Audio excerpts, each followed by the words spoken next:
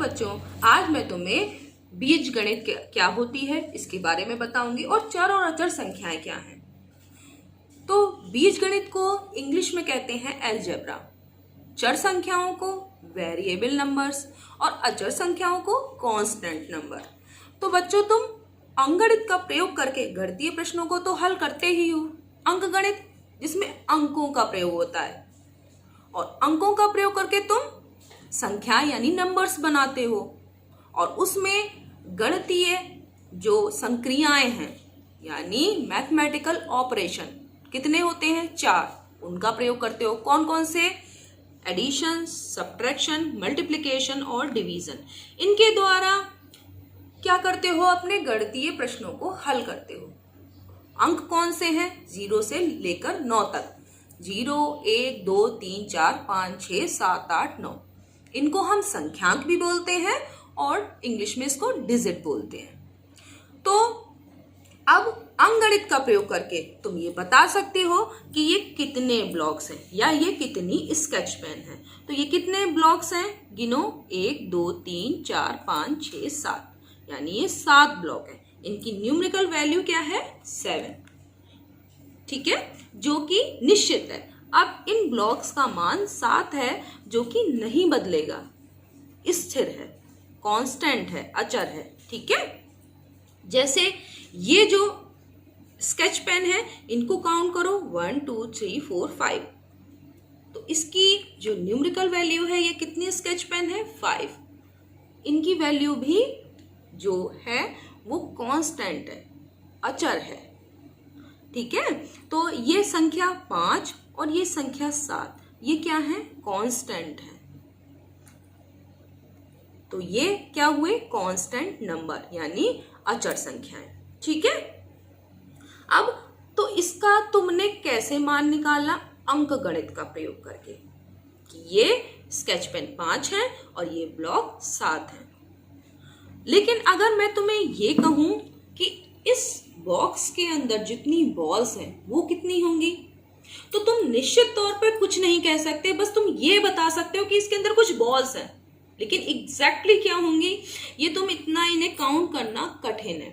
तो ऐसी किसी भी चीज का मान हमें निकालना है जो अज्ञात है, नहीं पता कि हमें कितनी है। तो उसके लिए हम क्या करते हैं? अक्षर संख्याओं का प्रयोग करते हैं। अक्षर संख्याएं क्या है? वो हिंदी वर्णमाला के अक्षर भी हो सकते हैं, क, ख, ग, और या फिर इंग्लिश जो अल्फाबेट है उसके लेटर्स हो सकते हैं, ABC, XYZ, PQ, कोई सा भी तुम लेटर ले सकते हो। तो देखो, अब इसका मान अगर हमें निकालना है कि इसके अंदर कितनी बॉल्स हैं, तो हम ये मान सकते हैं कि कुछ बॉल्स हैं। अब कुछ को हमें रिप्रेजेंट करना है तो हम कह सकते हैं इसके अंदर C बॉल्स हैं, या फिर हम इसको अक्षर संख्याओं को XYZ भी ले सकते हैं, हिंदी का क, ख, ग भी ले सकते हैं। तो ये हो गई हमारी अक्षर संख्याएं।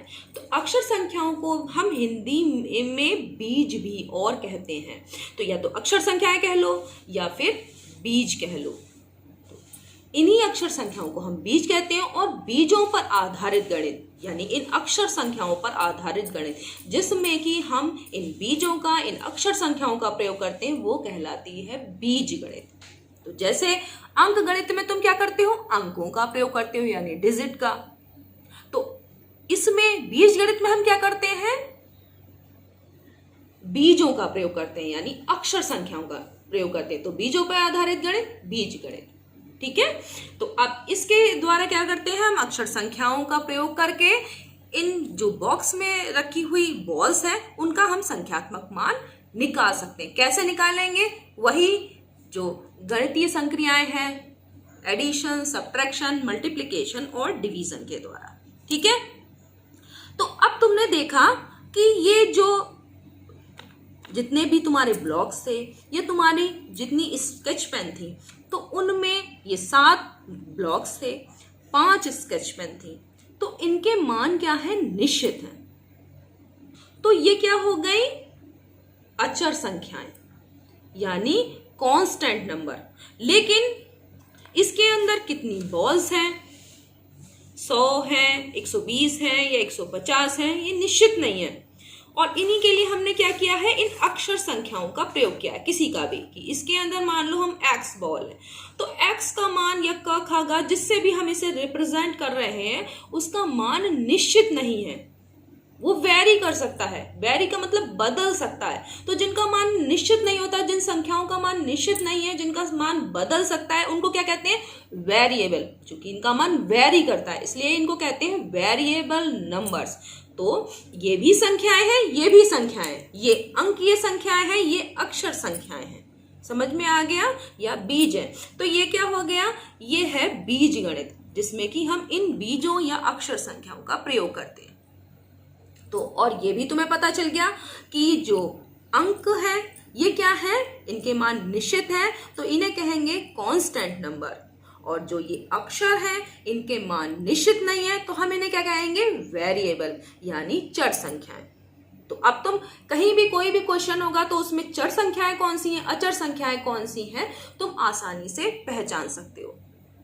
तो बच्चों अब देखते हैं कि किसी भी हम कथन को बीजगणितीय रूप में यानी अलजेब्रिक फॉर्म में कैसे लिख सकते हैं। जैसे मैंने कहा कि तुम्हारे पास कुछ रुपए हैं, तो हमने कुछ को क्या मान लिया, किसी अक्षर संख्या, क्योंकि उसका मान निश्चित नहीं है तो हम क्या करेंगे, उसको हमने कहा कि तुम्हारे पास कुछ रुपए हैं तो हम मान लेंगे कि तुम्हारे पास x रुपए हैं। अब मैंने तुम्हें 5 रुपए और दे दिए, और दे दिए का मतलब तुम्हारे पास जुड़ गए, सम्मिलित हो गए, तो तुम क्या करोगे, प्लस का साइन लगाओगे, और कितने दिए, 5 रुपए। ठीक है, क्योंकि 5 का मान तो निश्चित है, तुम 5 रख सकते हो। तो अब तुम्हारे पास कितने रुपए हो गए। तो इस गणितीय जो कथन हम कह रहे हैं इसको हम बीज गणितीय रूप में इस तरीके से रिप्रेजेंट कर सकते हैं। तो इसमें x क्या है, तुम्हारा चर संख्या, और 5 क्या है, अचर संख्या, इसका मान फिक्स है। तो अगर हमने कहा कि तुम्हारे पास x रुपए थे, मैंने तुम्हें 5 रुपए और दे दिए, तो अब तुम्हारे पास कुल कितने हो गए, तो तुम्हारे पास कितने हो गए, x + 5। ठीक है, तो अब तुम्हें ये समझ में आ गया। अगर मैंने कहा कि तुम्हारे पास y बॉल्स हैं, अब मैंने उसमें से 4 बॉल्स ले ली, तो क्या करोगे, निकाल ली, तो क्या होगा, तो उसके लिए क्या होगा कि तुम्हारे पास कितनी शेष बची, तो क्या करेंगे, निकालने के लिए माइनस का साइन लगाएंगे और फिर लिख देंगे 4। y तुम्हारे पास बॉल्स थी, उसमें से मैंने 4 ले ली, तो अब तुम्हारे पास कितनी हो गई, तो y - 4। तो ये हो गया इस कथन का यानी स्टेटमेंट का अलजेब्रिक फॉर्म, तो या बीज गणितीय रूप जिसको कहेंगे। तो y इसमें क्या है, चर संख्या, और 4 क्या है, अचर संख्या।